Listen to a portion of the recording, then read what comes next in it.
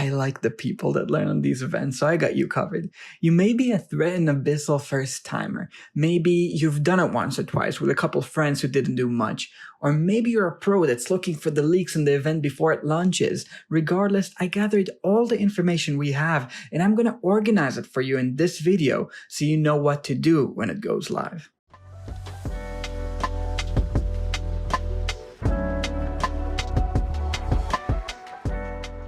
For starters, let's quickly talk about what is the Abyssal Expedition. And I know some of you know all that, you can just skip ahead, I'll put a time or something. Abyssal is an event separate from the normal modes where you conquer settlements in the map to acquire resources. After grabbing a few settlements, you'll slowly path towards the bosses with your friends working together to beat them, and as you get stronger you'll acquire new relics. These will make your heroes much stronger over time, meaning that if you're a newer player you can still make a big difference.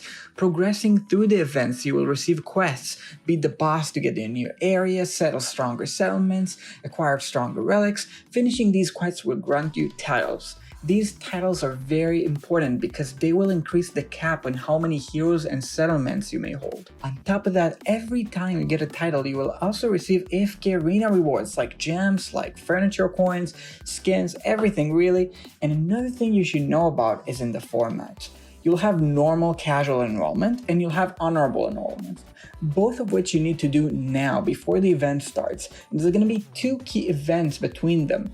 So you have casual enrollment is going to cost nothing to enroll. Honorable on the other end is going to cost 3,000 diamonds to enroll, but if you perform well in it, you'll win twice that number. On top of that, another thing that's going to be different is the people and time. If you want an engaging event with active people making the most of it, really competing and learning, I highly suggest honorable even if you're a newer player. On the other end, if you multi-account, if you just don't got the time, if you just want to grab the rewards and go on, if you're not planning to be active, I recommend casual. It's just more simple.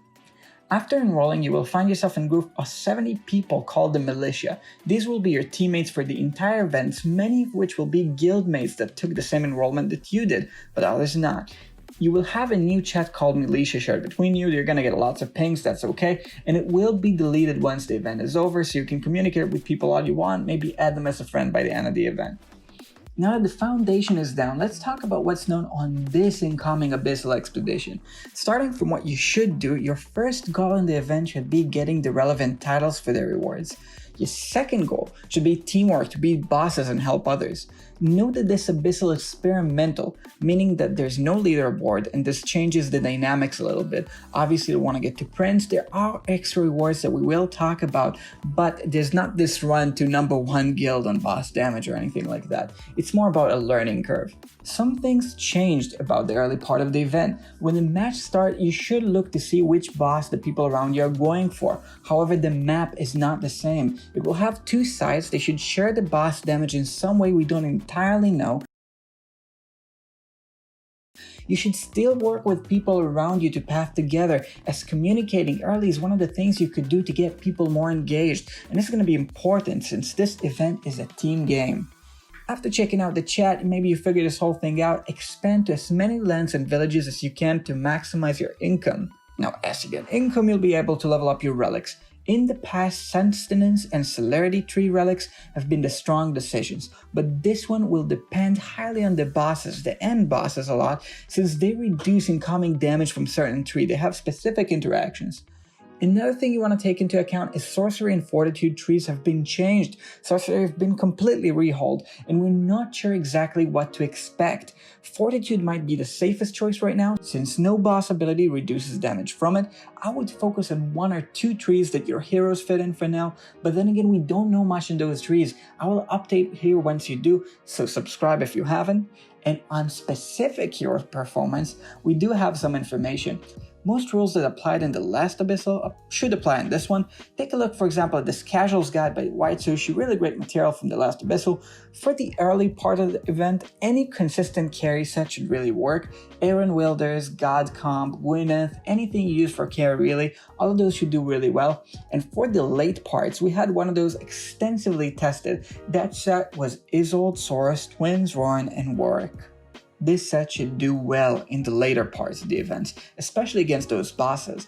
If you're going for boss damage, sure, grab them, maybe even save stamina on them, but I would not be so rushed, because another thing is how Isolde and Cecilia were nerfed in their damage factors for the event, so only in the event they inflict less damage, as well as Lucretia. Out of this you might inflict that Grezel might be a good substitution for them, especially since he was buffed recently. He has twins interaction, he's a tank, so consistent damage in the tree.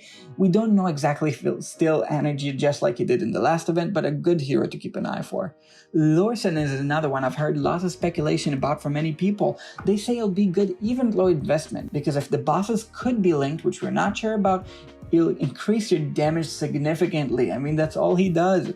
The general rule of thumb that relic level is far more important than ascension should still apply here. Focus on 1 or 2 trees, get them to the strongest you can, and focus on their heroes when you pick heroes for stamina. More linked info includes the new map entries. Fortresses are going to be like mini bosses that you will need to beat to join, and there will be 3 heroes garrisoned for progress.